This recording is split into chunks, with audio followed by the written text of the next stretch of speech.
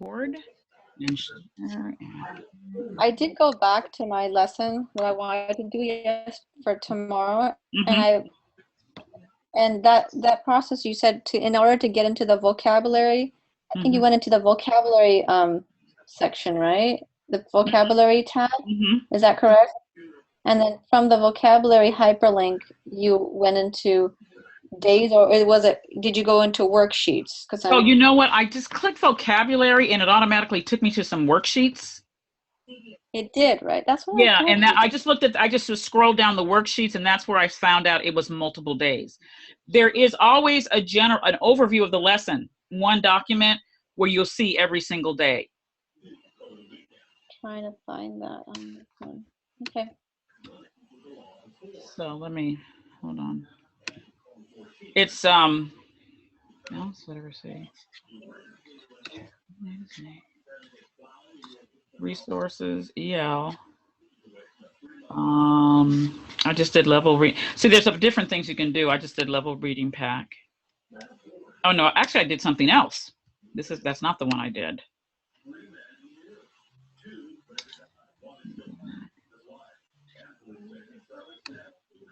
Literacy.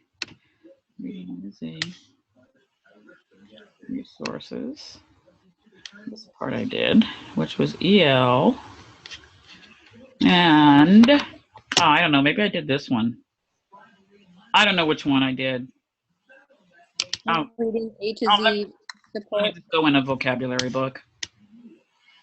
It's not that I'm not sure which one I went into, but when I go like in animals. Right, and then you went into I think a vocabulary hyperlink, isn't it? Right, there was a vocabulary card piece. Vocabulary cards. That's under lesson resources. Like this one, they always have something like this in a lesson. Okay. It's always going to be something like this in a lesson.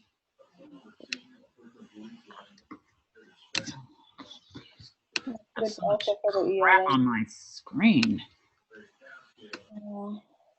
Okay, so you see, but this isn't you have to play around in there. Okay. Okay. What the heck is going on? Okay. I just don't remember which one I went into. I just know I went into something in EL bilingual, and it might have been a language skills pack. I just don't remember which one I went into.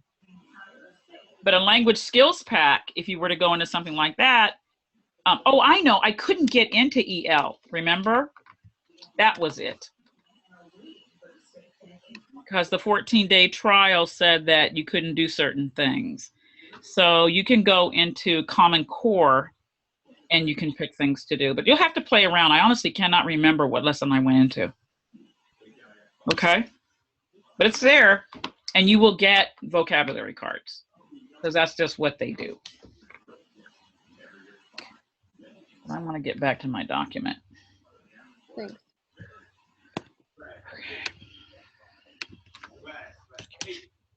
All right. Okay, so the common architecture, we did that. The lesson planning with intent. This is teacher, this is activity for the students, and this is your rationale. Task 2 is the instruction, which is an unedited video. Your instruction commentary you should do after and then you can trim the video at the beginning and the end, but the rest of it should be unedited. If there is an exception, then let them know. And what that means is you started videotaping and then little Johnny puked all over. So you stop the video. You don't want to show them the 10 minutes it took for you to clean up little Johnny's puke. So then after you clean up his puke, you finish the lesson. Well, they're going to notice that there's a stop in here. Things are different. Well, you just tell them, you know, I had to cut out 10 minutes because little Johnny puked on the floor and I didn't want you to see it and we had to get cleaned up. And so that's why I'm over on the other side of the room wearing different clothes when you see me because I'm finishing the lesson. Okay? I have a question.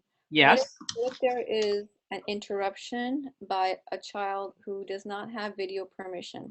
That's your issue. You should make sure that child is not going to interrupt the lesson. I mean, he's a kindergartner, and I've I've tried this before when I was doing another observation video, and like, okay, I'm gonna have to edit this portion. I'm just saying that sometimes, I mean, I put him all the way at the side, you know, away from the screen. But I yeah, can't tell you what to do there. That is something that's a logistic you will have to work out. okay. Okay? If he can't be in there, he can't be in there. Yeah, I have to then justify, okay, that's why I had to edit that part. You know, so if it's going to be too much of a hassle and he's going to get it in all the time, you're going to have to go to plan B, because that's not going to work. We would like for you to have an unedited video, a stream. A stream, just like you would in any other TPA, a stream of unedited stuff. It can be as small as 5 minutes if you're really good, or it can be as much as, you know what, a 12-minute segment is a really good segment, because that's where they want to see you with a direct instruction. That's a really good segment. And then you have to have another segment, but that segment cannot add up to more than 20 minutes. Total, right? Okay.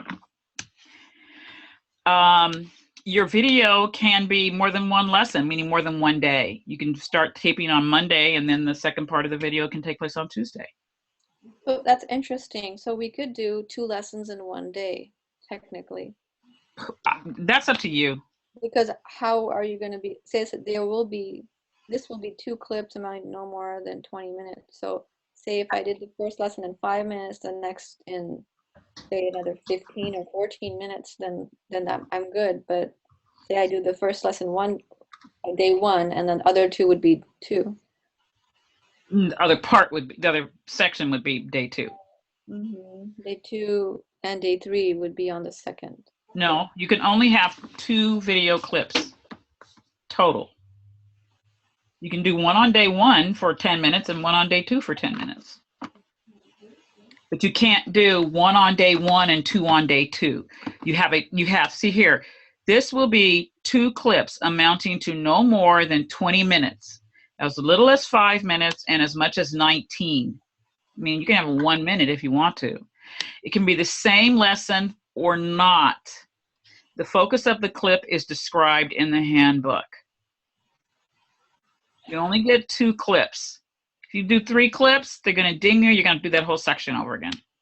So it really, and when it has a 3-day lesson or a 5-day lesson, it can't be broken in. It's not literally a day. Do you see what I'm saying? Because each day's lesson would be 1 clip. Right. But you're not showing 5 days worth of clips. You are showing yourself teaching at your best. They want to know what is your intent over 5 days. So you have to describe 5 days worth of lessons. And you have to have an assessment in there. That might take place on the 5th day, and you never show the 5th day. But the task is you teaching and then providing feedback to the kids. Okay. 2 video clips. That's it. That's it. That's it. Okay, the assessment. Analysis of the whole class. And for task 3, you're going to assess the work that you had. You had the kids do some kind of vocabulary thing, and now they have to produce. You have to make sure that whatever their production is something that's tangible. You're going to look at everything that the class gave you, and you're going to talk about how did the whole class do. Then you're going to identify 4 students. You're going to identify a student that's high, a student that's medium, and a student that's low, and your EL student. So it's really 4 students. So after you identify the whole group, here's where I made that correction. You take the 4 kids. You must have evidence for the 4 kids. You don't have to have a whole classroom of evidence. What you did is you analyzed the whole lesson, from the whole class, so you can see patterns. What went well, what didn't, based on the evidence. So, like I like to say, did everybody miss question 2 and question 4 of 7 questions. If everybody missed question 2 and question 4, that means that there was total confusion in the class on how to do whatever the function was for questions 2 and questions 4. So that means that whatever you did as the teacher for that function didn't get absorbed by anybody. Right. If, however, they missed class 2 and 8 and 7 and 6, and they're all over the place, and there's no continuity, you don't see a pattern. There'll be some kind of pattern. But if they're kind of all over, this tells you that maybe there's just a general sense of number sense they don't know if you're doing math, or if there's a general sense of syntax they don't know if you're doing speaking or vocabulary or writing in a balanced literacy lesson. Okay, and then from that you analyze the whole class, and then you specifically analyze these 4 people. In the analysis of these 4 people, and make sure that you have made your adaptations for your ELD person extremely clear in your writing. The assessment commentary is where you talk about the lesson series as a whole. You talk about the student work, the video, the written work, the work samples, and you reflect using that.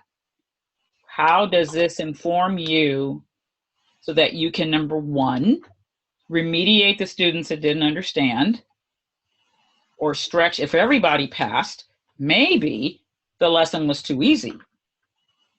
You have to decide, because sometimes lessons are just too easy. Everybody passing doesn't mean everybody passing is good, but is everybody passing because this lesson was just too easy? Was there enough rigor in this lesson?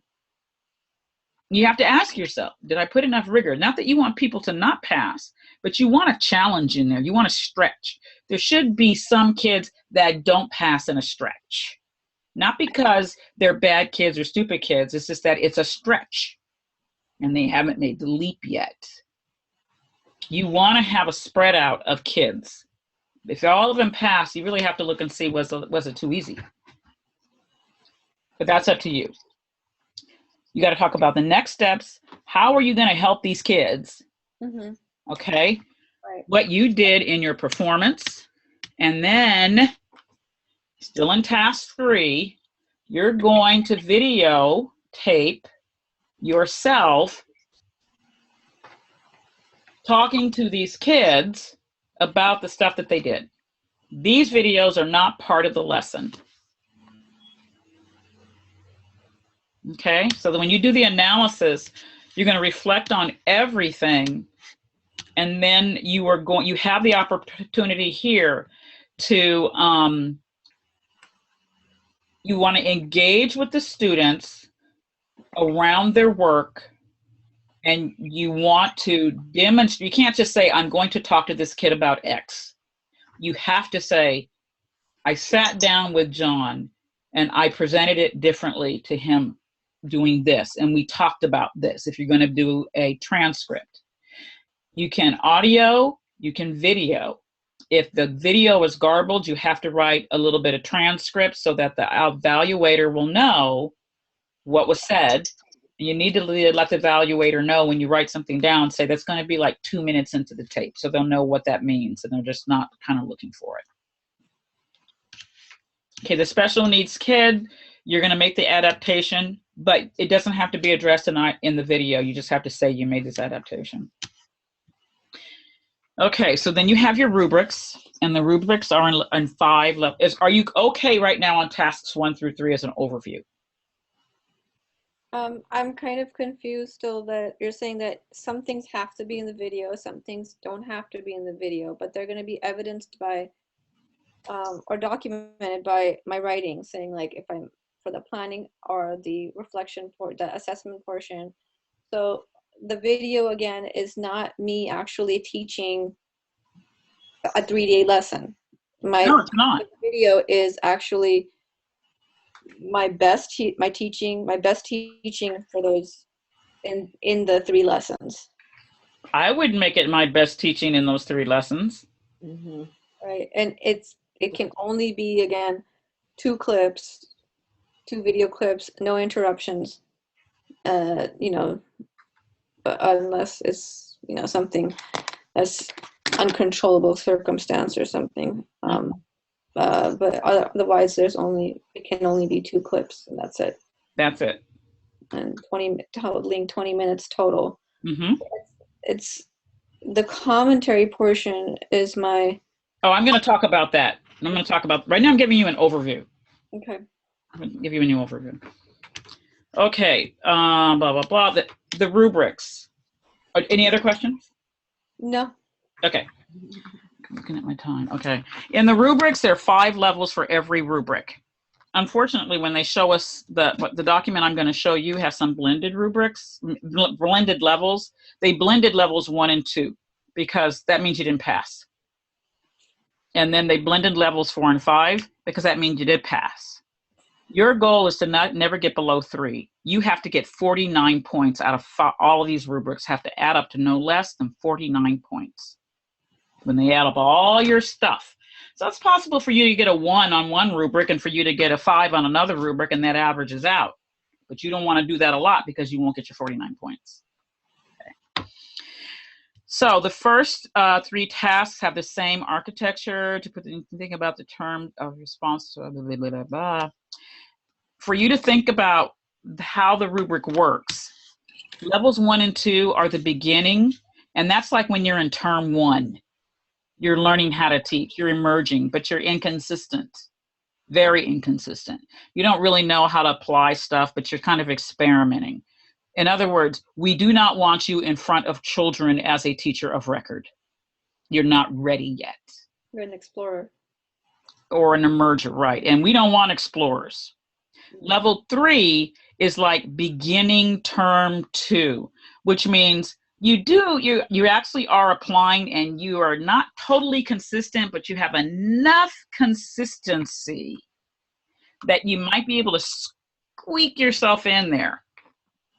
But you want to be a level 4 or 5, which is a term 2 plus, meaning you have finished term 2. You've really taken responsibilities in your term 2. You're not just somebody who comes in and helps out. You've told this master teacher, I'm going to be taking over your class next term, so I need to start teaching math to these kids every single day. I need to learn how to lesson plan with these kids. So when I hit term 3, I really know what I'm doing. So level 3 means you're proficient, and you'll actually be able to get your teaching credential. Levels 4 and levels 5, I can't remember off my top of my head what 4 means. It's like really good, but 5 means exemplary. Okay? You want to always shoot for level 5. Shoot for 5. If you land on 3, don't worry about it, because your goal is to pass with 49. Oh, yeah. You don't have to get 50. 50, because what do they call the guy who got what do they call the guy in medical school that passed the exam, but he had the lowest grade, but it was a passing grade? What do they call that dude? I have no idea. They call him doctor. Okay? He got the lowest grade, but they still call him doctor because he passed. I'm not saying we want you to be the lowest grade. I'm just saying all you got to get is 49 points. So shoot for the moon so you drop on the middle. Uh-oh, it's getting me this thing again. Lord, please don't go out. Okay. Task 4 is different. Task 4 is all about math. And do you remember in term 1 when you took term 1, you took TPA 1, and in it, the second scenario